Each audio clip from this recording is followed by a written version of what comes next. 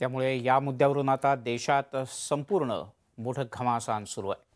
मोदी आडनावाच्या बद्दल मानहानी प्रकरणात शिक्षा सुनावली गेल्यानंतर आता राहुल गांधी यांना मोठा धक्का बसलाय। कारण 2019च्या लोकसभा निवडणुकीच्या प्रचारादरम्यान सर्व चोरांचं आडनाव मोदी कसं असा प्रश्न विचारत राहुल गांधी यांनी पंतप्रधान नरेंद्र मोदी यांच्यावर टीका केली होती। या प्रकरणी काल सुरतच्या न्यायालयानं राहुल गांधी यांना दोषी ठरवत 2 वर्षांची शिक्षा सुनावली। यानंतर आता राहुल गांधी यांचं संसद सदस्यत्व रद्द करण्यात आलंय। यासाठी सर्व प्रकरणानंतर आता राहुल गांधी काय भूमिका घेतात याकडे सगळ्यांचं लक्ष लागलंय।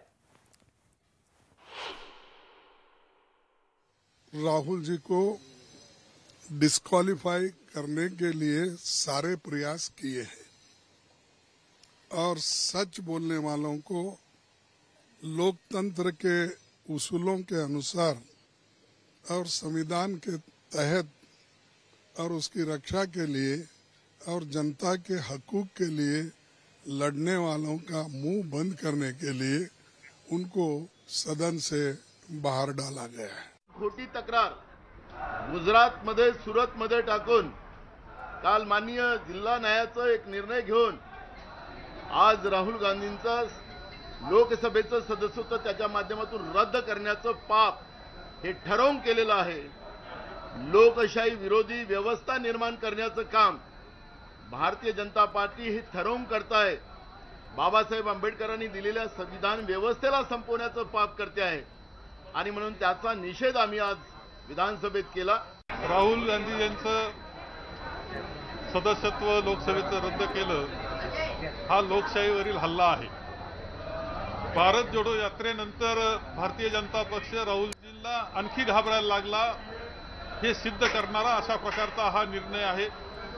त्यांनी संपूर्ण देशामध्ये पायी चालून 3560 किलोमीटरमध्ये माणसांची मनं जोडण्याचं काम केलं, देशातली मनं जोडण्याचं काम केलं। हे भारतीय जनता पक्षाला नको आहे, त्यांचा आवाज दाबण्याचा हा प्रयत्न आहे।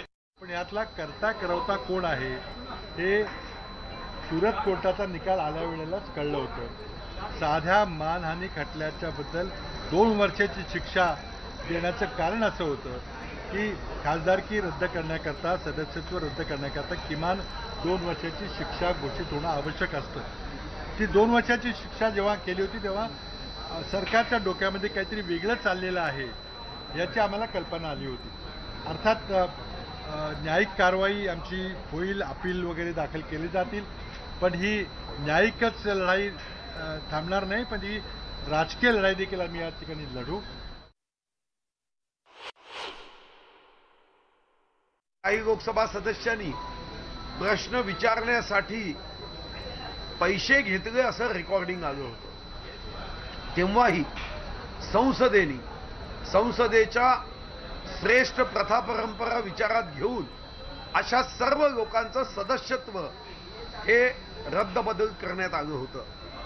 आता पुन्हा एकदा संसदेची गरिमा, संसदेची प्रतिष्ठा, संविधानाच्या चौकटीमध्ये जे योग्य आहे त्याचा निर्णय करण्यात आला आहे। आमचा न्यायालयावर भरोसा आहे।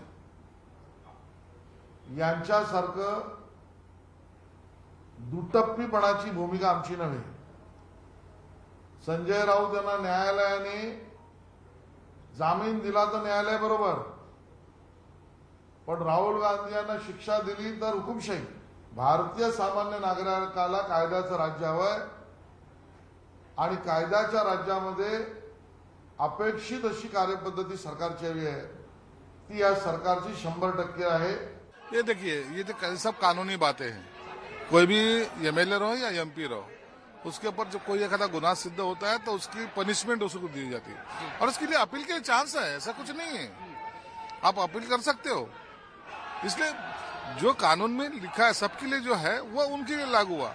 राहुल गांधी इसके बहुत बड़े हैं या तो दूसरा कोई एमपी है बहुत छोटा है, ऐसा नहीं कहता। एमपी होता है, एमएलए होता है और सबके लिए कायदा ये उसकी सिर्फ अभी इम्प्लीमेंट हो रहा है, ये बड़ी बात है। तिकडे राहुल गांधी यांची खासदारकी रद्द झाल्यानंतर उद्धव ठाकरे यांनी देखील भाजपवर जोरदार हल्ला चढवलाय।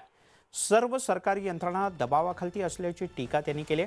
चोराला चोर म्हणणं हा देशात गुन्हा आहे का असा प्रश्नही त्यांनी उपस्थित केला।